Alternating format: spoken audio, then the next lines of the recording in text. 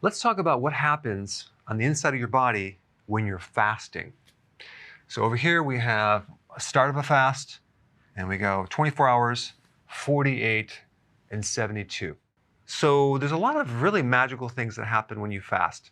Our bodies have developed over a long period of time and have adapted to starvation many, many times. So we have all these unique proteins that get expressed or turned on that have to do with your brain doing better, the different parts of your body surviving better. Our bodies have not adapted to the frequency of eating like we do now, like every 3 hours.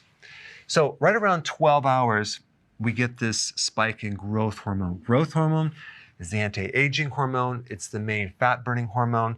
It's the hormone involved with healing joints, and it's involved with protein synthesis or making different new proteins. Some people take growth hormone, get injected. I don't recommend it, but they take it to help heal certain parts of your body.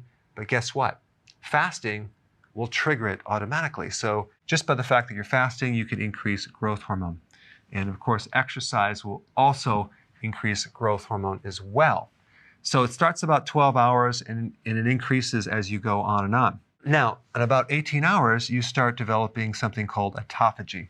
Autophagy is an interesting thing that happens with your body where you start recycling old, damaged proteins and microbes as well. One type of protein would be the advanced glycated end products, which basically when you combined glucose with a protein, it becomes very sticky. So let's say you're on a high carbohydrate diet and that sugar combines with your own protein in your body, and that starts to glycate or just kind of destroy some of the proteins in your body, and then they don't function anymore, and they get sticky and they clog things up. Well, guess what? Your body will start cleaning all that up and turning these damaged proteins into new amino acids where your body can use them. Amyloid plaquing, which occurs in the brain and other parts of the body, is a type of protein that can be cleaned up with autophagy. So it's any type of cellular proteins that are not working anymore in your body. Autophagy will start cleaning that up and start to renew the tissue. And it starts right about 18 hours and it gets more and more and more as you start fasting. And in about 24 hours and a little bit longer, you start to really deplete this glycogen reserve, this storage supply of glucose in your liver. So the more that the liver is depleted with glycogen, the more you're going to be running on ketones as the alternative fuel. And if you have a fatty liver, for example, your body will start using that fat and turning that into ketones. So your body is finally able to start tapping into this stored energy, and you're running more and more on ketones, which is a superior fuel. And because you're running on ketones, ketones are an appetite suppressant. So your hunger goes away, cravings are gone. They're antioxidants, so you're building up your antioxidant reserve. They provide more oxygen, so your body is running on more oxygen, less CO2. It's more efficient. And because ketones are a much more efficient fuel than glucose, the thyroid does not have to work as hard. And you may find that your T3 is a little bit lower, but the thyroid stimulating hormone is normal. And all that means is your thyroid is adapting to this new type of fuel. Now, some other cool things that are happening right around 24 hours is that your inflammation is dropping significantly. If you wanted to even speed it up more, you can add some vitamin D to that, and that will really help you. So any type of conditions that involve inflammatory states like arthritis, bursitis, autoimmune type conditions start to improve about 24 hours. You start getting more gut healing because the gut now doesn't have to work so frequently with the gallbladder being stimulated and the pancreas stimulating its enzymes. The gut finally has a chance to just chill out. So if you have this condition called SIBO, which there are microbes in the small intestine, and they should normally be in the large intestine, that starts to become corrected. You start increasing stem cell in the gut, so your gut starts to heal. The heart loves ketones way better than glucose, so you start getting improvement in the cardiovascular function and as well as in brain function. There's something called BDNF. This is a factor that helps make new brain cells. So your brain starts to repair at 24 hours. As you keep going on, you would think you're going to be losing muscle protein, but that's not really what happens because your body becomes more efficient. And there are certain genes that are sparing proteins, so it's not using muscle protein. So the efficiency of fuel is much better. Plus with autophagy, you're using the old damaged proteins and giving you new proteins. So the combination is really good. So the amount of nutrition that you really need to run the body is a lot less because the body just dials down and it can run on a less amount of nutrients. So that's a positive thing. Now, the other thing that happens during autophagy is that you're also cleaning out microbes and fungus and mold and yeast.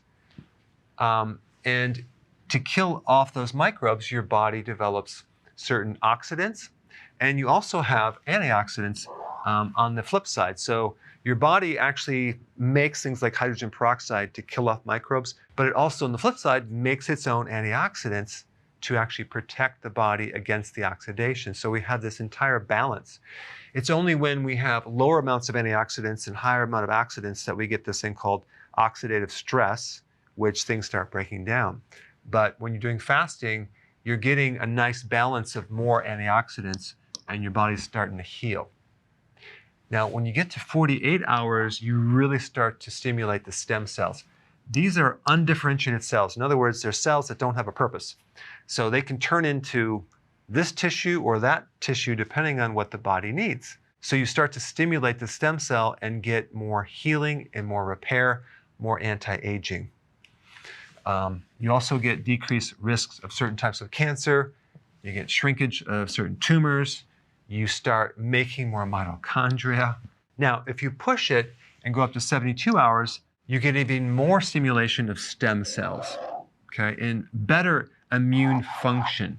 But when you actually get into 72 hours or greater, I recommend you do that as a periodic thing, simply because a lot of people going into this have nutritional deficiencies in there. If you jump in too fast, you can get a little bit dizzy, you can have some side effects, so you want to gradually do this over a period of time. But those are some general things that happen when you're fasting.